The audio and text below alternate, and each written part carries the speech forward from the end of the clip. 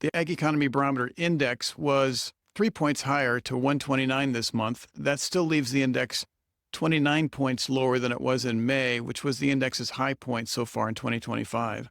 A year ago, the index was just 115, so it's 14 points higher than it was in October 2024. Current condition index rose 8 points to 130. The October index was 16 points below its 2025 peak of 146, also back in May. And the future expectation index rose 1 point to 129. The October index was down 35 points from its 2025 peak, also in the month of May. There continues to be a big disparity between expectations for good times in the livestock sector versus the crop sector.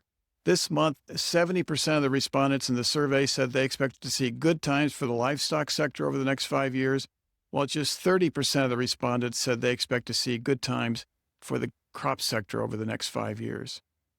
The Farm Financial Performance Index fell 10 points in October to a reading of 78.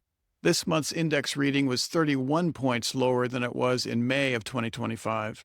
And we asked producers this month if the USDA provides a market facilitation payment to compensate for weak commodity prices, what will be the principal use of this payment for your farm? Over half of the respondents, 53%, said they would use an MFP payment to pay down debt.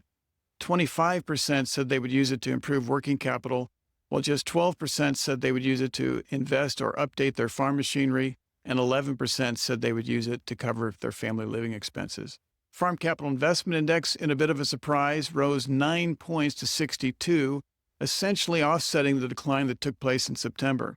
The percentage of respondents who chose good time rose to 24%. That was up from 18% in September, while those who chose bad time fell 3 points to 62%. So some of the rise, in fact, a big chunk of it, was probably attributable to livestock producers' more favorable outlook than those for the crop sector. And when you look at plans for farm machinery purchases, there's been a little bit of a shift over the last 3 months. Fewer producers are telling us that they plan to reduce their purchases of farm machinery compared to a year ago. They've been shifting over, saying that they're going to hold their farm machinery purchases about the same.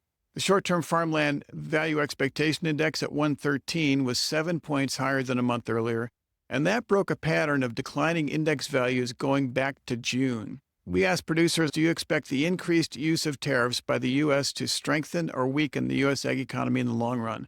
This month, 58% said that they thought it would strengthen the ag economy in the long run. That's up from last month when it was 51%. And also pretty close to where we were back in June when it was 63%.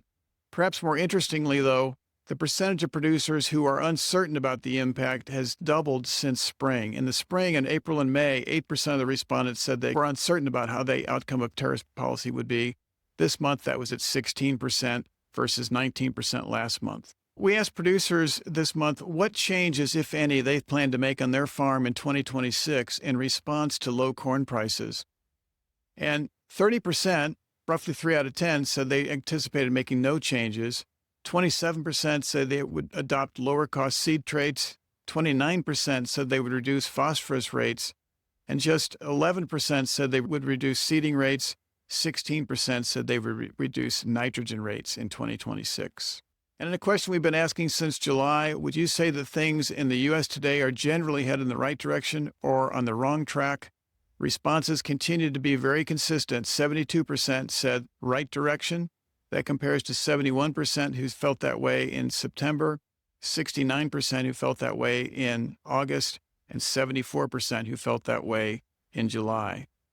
That wraps up the highlights of this month's Ag Barometer survey. You can get more details on our podcast, which is Purdue Commercial AgCast, available on all major podcast providers, and at purdue.edu/commercialag. On behalf of the Center for Commercial Agriculture, I'm James Mintert. Thanks for joining us.